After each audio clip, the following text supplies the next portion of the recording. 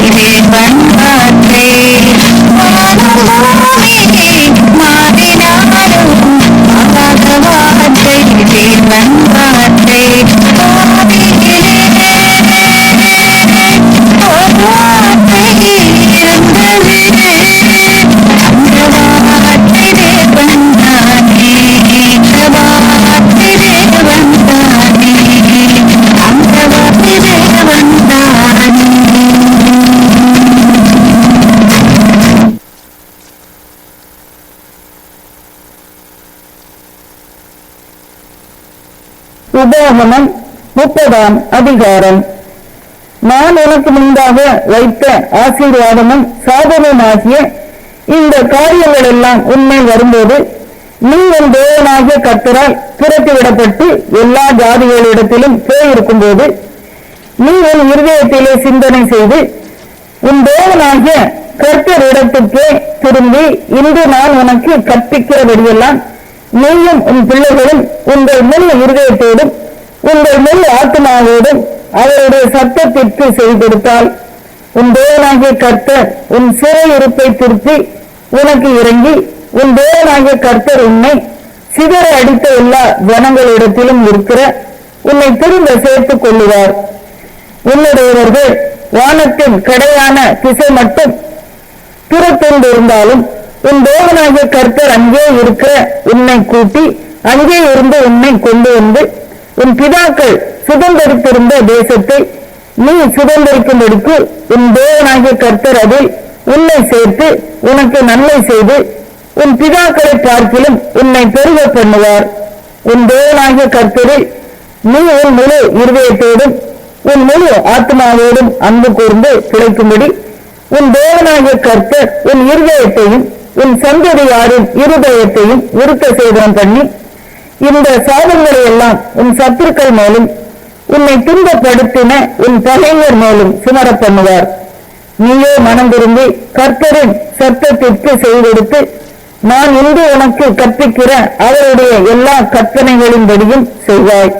அப்பொழுது உனக்கு நன்மை உண்டாகும்படி உன் தேவனாகிய கர்த்தர் உன் கைகள் செய்யும் எல்லா வேலைகளிலும் உன் கற்பத்தின் கனியிலும் உன் மிருக ஜீவனின் பலனிலும் உன் நிலத்தின் கனியிலும் உனக்கு பரிபூரணம் உண்டாக செய்வார். உன் தேவனாகிய கர்த்தருடைய சத்தத்திற்கு செய்தெடுத்து இந்த நியாயப்பிரமாண புஸ்தகத்தில் எழுதியிருக்கிற அவருடைய கற்பனைகளையும் அவருடைய கட்டளைகளையும் கை கொள்ளும் போதும் உன் தேவனாகிய கர்த்தரிடத்தில் உன் முழு இருதயத்தோடும் உன் முழு ஆத்மாவோடும் திரும்பும் போதும் கர்த்தர் உன் பிதாக்கள் மேல் சந்தோஷமாய் இருந்தது போல உண்மையிலும் உனக்கு நல்ல உண்டாக திரும்பவும் சந்தோஷமாய் இருப்பார். நான் இன்று உனக்கு விதிக்கிற கட்டளை உனக்கு மறைவரும் அல்ல, அது உனக்கு தூரமானதும் அல்ல.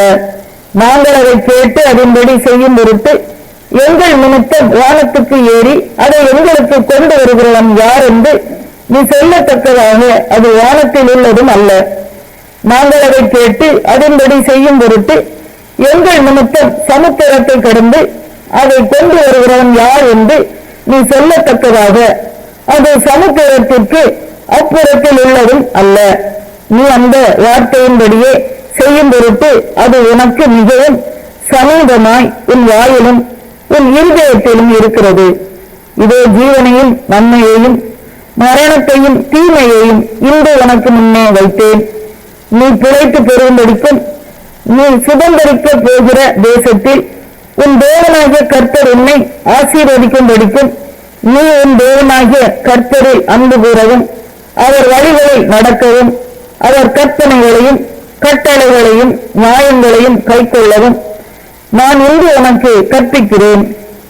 நீ கேளாதபடிக்கு மனம் பேதித்து இழுப்புண்டு போய் வேறே தேவர்களை பணிந்து அவர்களை சேவிப்பாயானால் நீங்கள் சுதந்திரிக்கிறதற்கு ஏதானை கடந்து போகிற தேசத்தில் நெடுநாள் வாழாமல் நிச்சயமாய் அழிந்து போவீர்கள் என்பதை இன்று உங்களுக்கு அறிவிக்கிறேன். நான் ஜீவனையும் மரணத்தையும் ஆசீர்வாதத்தையும் சாபத்தையும் உனக்கு முன் வைத்தேன் என்று உங்கள் மேல் வானத்தையும் பூமியையும் இன்று சாட்சி வைக்கிறேன். ஆகையால் நீயும் உன் சந்ததியும் பிழைக்கும்படிக்கு நீ ஜீவனை தெரிந்து கொண்டு கர்த்தர் உன் பிதாக்களாகிய ஆபிரகாமுக்கும் ஈசாக்குக்கும் யாக்கோபுக்கும் கொடுப்பேன் என்று அவர்களுக்கு ஆணையிட்டு கொடுத்த தேசத்திலே குடியிருக்கும்படிக்கு உன் தேவனாகிய கர்த்தரில் அன்பு கூர்ந்து அவர் சத்தத்திற்கு செவி கொடுத்து அவரை பற்றிக் கொள்வாயாக. அவரே உனக்கு ஜீவனும்.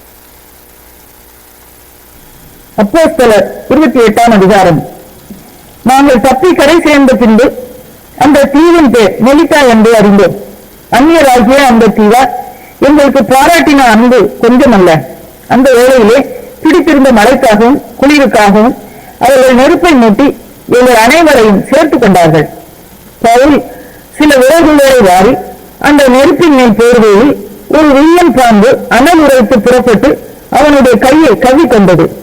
விஷ பூச்சி அவன் கையிலே தொங்குகிறதை அந்நியராகிய அந்த தீவார் கண்டபோது, இந்த மனுஷன் கொலைபாதகன், இதற்கு சந்தேகம் இல்லை, இவன் சமுத்திரத்திற்கு தப்பி வந்து பலியானது இவனை பிழைக்க விட்டவில்லை என்று தங்களுக்குள்ளே சொல்லிக் கொண்டார்கள். அவன் அந்த பூச்சியை தீயிலே உதவி போட்டு ஒரு தீங்கும் அடையாதிருந்தான். அவனுக்கு வீக்கம் கண்டு அல்லது அவன் சடுதியால் விழுந்து சாவான் என்று அவர்கள் பார்த்து கொண்டிருந்தார்கள். நெடுநேரமாய் பார்த்து கொண்டிருந்தும் ஒரு சேதனம் அவனுக்கு வராததைக் கண்டு வேறு சிந்தையாகி இவன் தேவன் என்று சொல்லிக் கொண்டார்கள். தீவுக்கு முதலாளியாகிய புதிலியு என்னும் பெயர் கொண்டவனுடைய நிலங்கள் அந்த இடத்துக்கு சமீபமாய் இருந்தது. அவன் எங்களை ஏற்றுக்கொண்டு 3 நாள் பட்சமாய் விசாரித்தான். புதிலியனுடைய தகப்பன் ஜுரத்தினாலும் இரத்த வேடியினாலும் வருத்தப்பட்டு கிடந்தான். பவுல் அவனிடத்துக்கு போய் ஜெபம் பண்ணி அவன் மேல் கைகளை வைத்து அவனை குணமாக்கினான். இது நடந்த பின்பு தீவிலே இருந்த மற்ற வியாதிக்காரரும் வந்து குணமாக்கப்பட்டார்கள். அவர்கள் எங்களுக்கு அநேக மரியாதை செய்து நாங்கள் கப்பல் ஏறி போகிற போது எங்களுக்கு தேவையானவர்களை ஏற்றினார்கள். 3 மாதம் சென்ற பின்பு அந்த தீவிலே மழைக்காலத்துக்கு தங்கியிருந்த மிதுனம் என்னும் அடையாளமுடைய அலெக்சாந்திரியா பட்டணத்து கப்பலிலே நாங்கள் ஏறி புறப்பட்டு சீரகூசா பட்டணத்தை சேர்ந்து அங்கே 3 நாள் தங்கினோம். அவ்விடம் விட்டு சுற்றியோடி வேகியு துறைமுகத்துக்கு வந்து சேர்ந்தோம். மறுநாளில் தெந்த காற்றெடுக்கையில் புறப்பட்டு 2ஆம் நாள் புத்தையேரி பட்டணத்துக்கு வந்து அங்கே சகோதரரை கண்டோம். அவர்கள் எங்களை 7 நாள் தங்களிடத்தில் இருக்கும்படி வேண்டிக் கொண்டார்கள். அந்தபடி நாங்கள் இருந்து பின்பு ரோமாபுரிக்கு போனோம். அவ்விடத்தில் உள்ள சகோதரர்கள் நாங்கள் வருகிற செய்தியை கேள்விப்பட்டு சிலர் அப்பிரிபுரம் வரைக்கும் சிலர் 3 சத்திரம் வரைக்கும் எங்களுக்கு எதிர்கொண்டு வந்தார்கள். அவர்களை பவுல் கண்டு தேவனை ஸ்தோத்தரித்து தைரியம் அடைந்தார். நாங்கள் ரோமாபுரியில் சேர்ந்தபோது 100க்கு அதிபதி தன் காவலில் இருந்தவர்களை சேனாபதியினிடத்தில் ஒப்புக் கொடுத்தான். அப்பொழுது பவுல் தன்னை காத்திருக்கிற சேவகனுடனே தனித்து குடியிருக்கும்படி உத்தரவு பெற்றுக் கொண்டான். 3 நாளைக்கு பின்பு பவுல் யூதரில் பிரதானமானவர்களை வரவழைத்தான். அவர்கள் கூடி வந்திருந்த போது அவன் அவர்களை நோக்கி, சகோதரரே, நம்முடைய ஜனங்களுக்கும் நம்முடைய முன்னோர்களின் நிலைமைகளுக்கும் விரோதமானதென்றையும் நான் செய்யாமல் இருந்து கட்டப்பட்டவனாக எருசலேமில் இருந்து ரோமர் கைகளில் ஒப்புக் கொடுக்கப்பட்டேன். அவர்கள் என்னை நியாயம் விசாரித்த போது மரணத்துக்கு ஏதுவான குற்றம் ஒன்றும் என்னிடத்தில் காணாதபடியினால் என்னை விடுதலையாக்க மனதாக இருந்தார்கள். யூதர்கள் அதற்கு எதிர் பேசின போது நான் ராயனுக்கு அபயமிட வேண்டியதா இருந்தது. ஆயினும் என் ஜனத்தார் மேல் யாதொரு குற்றம் சாட்ட வேண்டும் என்று நான் அப்படி செய்யவில்லை. இந்த காரியத்தின் நிமித்தமே உங்களை காணவும் உங்களுடனே பேசவும் உங்களை அழைப்பித்தேன். இஸ்ரவேலுடைய நம்பிக்கைக்காகவே இந்த சங்கிலியால் கட்டப்பட்டு இருக்கிறேன் என்றார். அதற்கு அவர்கள், உன்னை குறித்து யூதேயாவில் இருந்து எங்களுக்கு காகிதம் வரவும் இல்லை, வந்த சகோதரரை ஒருவனும் உன் பெயரில் ஒரு பொல்லாங்கை அறிவித்ததும் இல்லை, அதை பற்றி பேசினதும் இல்லை. எங்கும் இந்த மதபோதத்துக்கு விரோதமாய் பேசுகிறதாக நாங்கள் அறிந்திருக்கிறபடியால் இதை குறித்து உன்னுடைய அபிப்பிராயம் என்னவென்று கேட்டறிய விரும்புகிறோம் என்றார்கள். அதற்காக அவர்கள் ஒரு நாளை குறித்து அநேகம் பேர் அவன் தங்கியிருந்த வீட்டிற்கு அவனிடத்தில் வந்தார்கள். அவன் காலமே தொடங்கி சாயங்காலம் மட்டும் மோசேயின் நியாய பிரமாணத்திலும் தீர்க்கதரிசிகளின் ஆகமங்களிலும் இருந்து இயேசுவுக்கு அடுத்த விசேஷங்களை அவர்களுக்கு போதித்து தேவனுடைய ராஜ்யத்தை குறித்து சாட்சி கொடுத்து விஸ்தரித்து பேசினான். அவன் சொன்னவைகளை சிலர் விசுவாசித்தார்கள், சிலர் விசுவாசியாக இருந்தார்கள். இப்படி அவர்கள் ஒவ்வொருவரொருவர் ஒவ்வொருவரில் இருந்து புறப்பட்டு போகையில் பவுல் அவர்களுக்கு சொன்ன வாக்கியமாவது, நீங்கள் காதார கேட்டும் உணராதிருப்பீர்கள், கண்ணார கண்டும் பாராதிருப்பீர்கள். இவர்கள் கண்களினால் காணாமலும் காதுகளினால் கேளாமலும் இந்தியத்தினால் உணர்ந்து குணப்படாமலும் நான் இவர்களை ஆரோக்கியமாக்காமலும் இருக்கும்படிக்கு இந்த ஜனத்தின் இருதயம் கொழுத்திருக்கிறது. காதுகளினால் மந்தமாய் கேட்டு தங்கள் கண்களை மூடிக்கொண்டார்கள் என்று இந்த ஜனத்தினிடத்தில் போய் சொல்லு என்பதை பரிசுத்த ஆவி ஏசாயா தீர்க்கதரிசியை கொண்டு நம்முடைய பிதாக்களுடனே நன்றாய் சொல்லி இருக்கிறார். ஆதலால் தேவனுடைய ரட்சிப்பு புறஜாதியாருக்கு அனுப்பப்பட்டிருக்கிறது என்றும் அவர்கள் அதற்கு செவி கொடுப்பார்கள் என்றும் உங்களுக்கு தெரிந்திருக்க கடவுது என்றான். இப்படி அவன் சொன்ன பின்பு யூதர்கள் தங்களுக்குள்ளே மிகவும் தர்க்கம் பண்ணி கொண்டு போய்விட்டார்கள். பின்பு பவுல் தனக்காக வாடகைக்கு வாங்கியிருந்த வீட்டிலே 2 வருஷம் முழுவதும் தங்கி தன்னிடத்தில் வந்த யாவரையும் ஏற்றுக்கொண்டு மிகுந்த தைரியத்துடனே தடையில்லாமல் தேவனுடைய ராஜ்யத்தை குறித்து பிரசங்கித்து கர்த்தராகிய இயேசு கிறிஸ்துவை பற்றிய ஏசாயா 2ஆம் அதிகாரம். ஆமோசின் குமாரனாகிய ஏசாயா யூதாவையும் எருசலேமையும் குறித்து கண்ட தரிசனம். கடைசி நாட்களில் கர்த்தருடைய ஆலயமாகிய பர்வதம் பர்வதங்களின் கொடுமுடியில் ஸ்தாபிக்கப்பட்டு மலைகளுக்கு மேலாய் உயர்த்தப்படும்.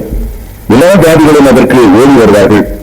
திரளான ஜனங்கள் புறப்பட்டு வந்து, நாம் கர்த்தரின் பர்வதத்துக்கும் யாக்கோபின் தேவனுடைய ஆலயத்துக்கும் போவோம், வாருங்கள், அவர் தனது வழிகளை நமக்கு போதிப்பார், நாம் அவர் பாதைகளில் நடப்போம் என்பார்கள். ஏனெனில் சீயோனில் இருந்து வேதமும் எருசலேமிலிருந்து கர்த்தரின் வசனமும் வெளிப்படும். அவர் ஜாதிகளுக்குள் நியாயம் தீர்த்து திரளான ஜனங்களை கடிந்து கொள்வார். அப்பொழுது அவர்கள் தங்கள் பட்டயங்களை மண்வெட்டிகளாகவும் தங்கள் ஈட்டிகளை அரிவாள்களாகவும் அடிப்பார்கள். ஜாதிக்கு விரோதமாய் ஜாதி பட்டயம் எடுப்பதில்லை, இனி அவர்கள் யுத்தத்தை கற்பதும் இல்லை. யாக்கோபின் வம்சத்தாரே, கர்த்தரின் வெளிச்சத்திலே நடப்போம், வாருங்கள். யாக்கோபின் வம்சத்தாராகிய உங்களுடைய ஜனத்தை கை நெருங்கீர். அவர்கள் கீழ்த்திசையாரின் போதகத்தால் நிறைந்து பெலிஸ்தரை போல் நாள் பார்க்கிறவர்களாயிருந்து அந்நிய புத்திரர் மேல் பிரியப்படுகிறார்களே. அவர்கள் தேசம் வெள்ளியினாலும் பொன்னினாலும் நிறைந்திருக்கிறது. அவர்கள் பொக்கிஷங்களுக்கு முடிவில்லை. அவர்கள் தேசம் குதிரைகளாலும் நிறைந்திருக்கிறது. அவர்கள் ரதங்களுக்கும் முடிவில்லை. அவர்கள் தேசம் விக்கிரகங்களாலும் நிறைந்திருக்கிறது. தங்கள் கைகளின் கிரியையையும் தங்கள் விரல்கள் உண்டு பண்ணினதையும் பணிந்து கொள்கிறார்கள். சிறியவனும் குனிகிறான், பெரியவனும் பணிகிறான். ஆகையால் அவர்களுக்கு மன்னியாதிருப்பீர். கர்த்தரின் பயங்கரத்திற்கும் அவருடைய மகிமை பிரதாபத்திற்கும் விலகி நீ கண்மலையில் ஒதுங்கி மண்ணில் வைத்துக்கொள். மகளின் மேட்டுமையான கண்கள் தாழ்த்தப்படும், மனுஷரின் வீராப்பும் தனியும். கர்த்தர் ஒருவரே அந்நாளில் உயர்ந்திருப்பார். எல்லாம் தாழ்த்தப்படும் பொருட்டு சேனைகளுடைய கர்த்தரின் நாளானது பொறுமையும் மேட்டுமையுமானவை, எல்லாவற்றின் மேலும் உயர்ந்தவை.